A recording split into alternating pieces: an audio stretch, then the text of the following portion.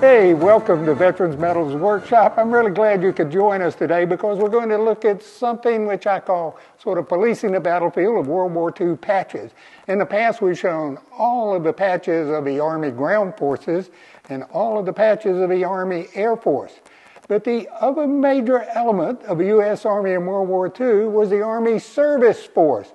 Over 500,000 troops in the United States putting everything together, the beans, the bullets, the replacements, the training, getting it to the port of embarkation, and getting it to the European theater and to the Pacific theater.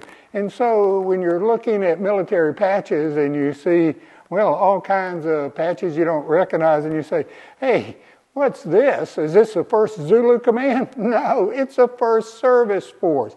And so, or 1st Service Command. So I'll show you. We'll go take a good look. And while we're doing this, let me tell you that all of these patches and 5,000 more are in Peter Morgan's book, the new and expanded patch edition, for you on Amazon at a very reasonable price.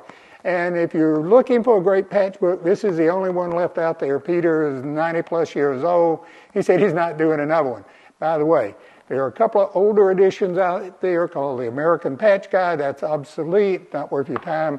And the older edition, and it's called New Edition, but you want the new expanded edition. So enough of that. Let's go take a look at the patches of the Army Service Force in World War II. Wait one, you may have just recently watched a movie called The Manhattan Project. And if you stick with me to the end, I'll show you the patch for the Manhattan Project, and I'll bet you've never seen it before. It is really unique. The Army Service Force was one of the 3 autonomous components of the United States Army during World War II. And if you look at the chart, on your upper left was the Army Service Force, then in the center was the Army Ground Forces, and on the right were the Army Air Forces. We've already done separate videos on all of the combat divisions in the Army Ground Force in World War II, and also all of the Army Air Forces shoulder sleeve insignia. So today, over on your left-hand side, the Army Service Force, the Army Service Commands in the United States, and the replacement in schools. The Army Service Force brought together 5 different elements or components of the Army at that time. Elements from the War Department General Staff G4 Division, the Office of the Undersecretary of War, 8 administrative bureaus, 9 different corps areas within the United States, which became service commands, and I'll show you where those are, and the 6 supply arms and services, which became known as the technical services, and those were, well, Corps of Engineers, Signal Corps, Ordnance Department, Quartermaster Corps, Chemical Warfare, and the Medical Department. The insignia of the Army Service Force consisted of a blue 5-pointed star, 1 point up, on a white background with a red border. The red, white, and blue national colors of the United States. And the patch was approved for wear in 1941 until, well, the Army Service Force went out of business in 1946. The Army Service Force also had a training center patch, and that unique shoulder sleeve insignia is shown on your right in blue and white. In short, the mission of the Army Service Force was to achieve material superiority coupled with seamless delivery and availability on the battlefield in both Western Europe and Pacific. This incredible logistical effort was provided through 10 service commands in the Military District of Washington, and I'll show you those insignia. The 1st Service Command patch is shown on your left, the one that sort of looks like a Zulu shield. It was later changed to in a diamond. And the 1st Service Command was headquartered in Boston, and it covered New Hampshire, Maine, Massachusetts, Rhode Island, and Vermont with almost 40,000 troops. The 2nd Service Command was on Governor's Island in New York, and it covered Delaware, New Jersey, New York, and had over 50,000 soldiers. The 3rd Service Command, and we showed 2 variations of the patch, the regular size and the smaller one, was located in Baltimore, Maryland, and covered the District of Columbia well up into 1942 when they created the Military District of Columbia, and I'll show you that insignia in a moment. But it also covered Maryland, Pennsylvania, and Virginia, and it had over 60,000 soldiers assigned. The 4th Service Command was stationed in Atlanta, Georgia, and covered Alabama, Florida, Georgia, Louisiana, Tennessee, Mississippi, North Carolina, and South Carolina, and had over 175,000 troops assigned. The 5th Service Command, shown with a blue background and also a reversed white background, was located in Columbus, Ohio, and included Indiana, Kentucky, Ohio, and West Virginia, with about 40,000 plus soldiers. Service Command with a patch it had, well, a number of unique geometrical shapes to indicate 6, was located in Chicago, and it covered Illinois, Wisconsin, and Michigan, and had a little over 40,000 troops. The 7th Service Command was located in Omaha, Nebraska, and covered Arkansas, Iowa, Kansas, Minnesota, Wyoming, Missouri, Nebraska, North Dakota, and South Dakota. And it shows an interesting variation of the 7th Service Command patches. 7-pointed blue star on the white pointed star on a blue background, but you can also see a different variation called the 7th Service Command on wool with more of a star burst. And then you can see, well, local variations like the smaller patch, it has Crowder, which indicates the specific area. There's a lot of different variations of these Service Command patches out there, and I just wanted to show those to you. The 8th Service Command, and you can see it just following the Crowder patch, was located in Dallas, Texas, and covered Colorado, Texas, New Mexico, and Oklahoma. And it had almost 150,000 troops under its command.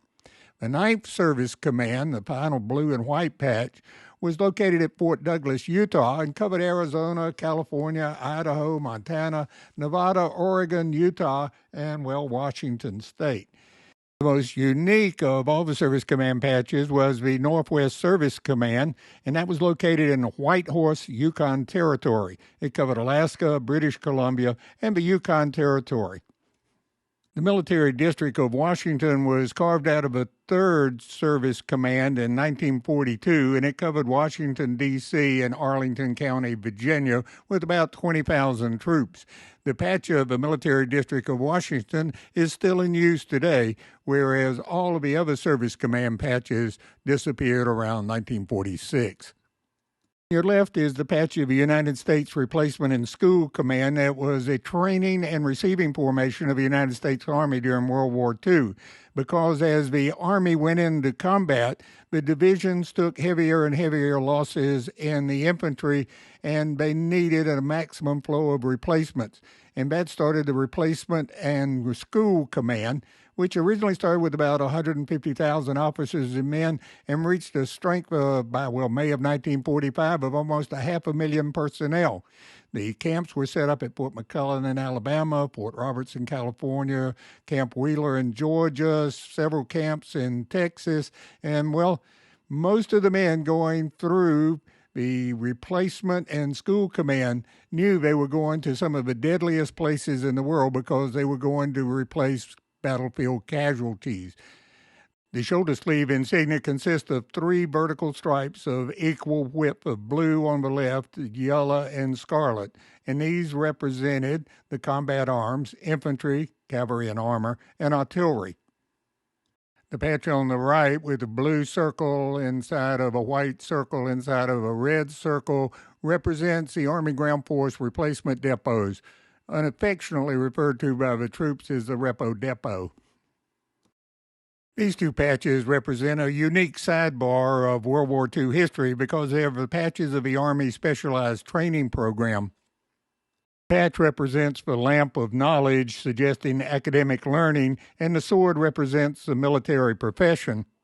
The ASTP was a military training program instituted by the Army during World War II to meet the wartime demand for junior officers and soldiers with technical skills, and it was conducted at over 220 American universities, and it offered training in fields of engineering, foreign languages, medicine, etc.